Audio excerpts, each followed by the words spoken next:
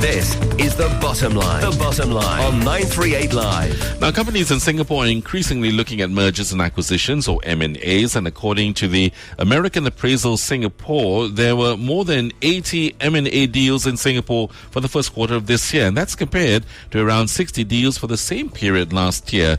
Travis Teo finds out more. Temasek buying stakes in both Olam and Watson, CapitaLand privatizing Capital Malls Asia, OCBC purchasing Wing Hang Bank, and the list goes on.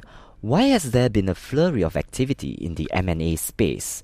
Srividya Gopalakrishnan is Managing Director at American Appraisal Singapore. M&A typically goes in tandem with the economic growth. If you've seen in the last 2 quarters globally, the economic parameters have picked up. Having said that, if you see the deals that have happened, 2 of the large deals in the first quarter are actually investments by sovereign wealth funds. One is Temasek acquisition of 100% stake in Olam, and the other one is Temasek's acquisition of Watson's. It is possible that because there has been a Fed taper, the sovereign funds are trying to be a little more active to make sure that the business activity and the M&A activity does not take a major back step. Carrie Wong, Research Manager at OCBC Investment Research, says another reason is that some takeover targets are looking cheap.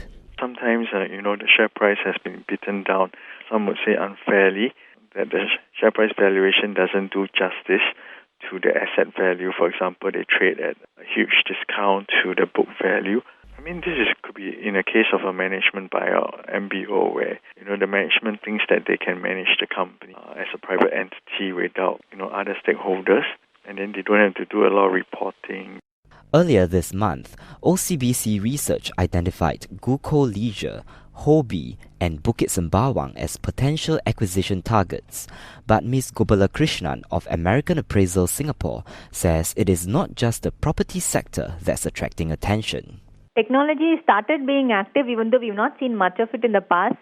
Shipping industry has started being extremely active, and real estate is extremely active. We are seeing a lot of deals, and there are many other properties which are either on the block, or some of the large global players are trying to acquire these properties to expand their footprint into the Singapore real estate market. Bank of America Merrill Lynch said Singapore MNCs are looking at potential M&A targets in India and South Asia. This as they expect India's election to lead to greater reforms and openness to direct foreign investment into the country. Gregory Xiao, Southeast Asia Head of Corporate Banking at Bank of America Merrill Lynch, expects M&A activity to also pick up closer to home. Southeast Asia is a hinterland, especially when ASEAN is going to become one community by 2015. It will make sense for Singapore-based companies to increase their footprints in Southeast Asia.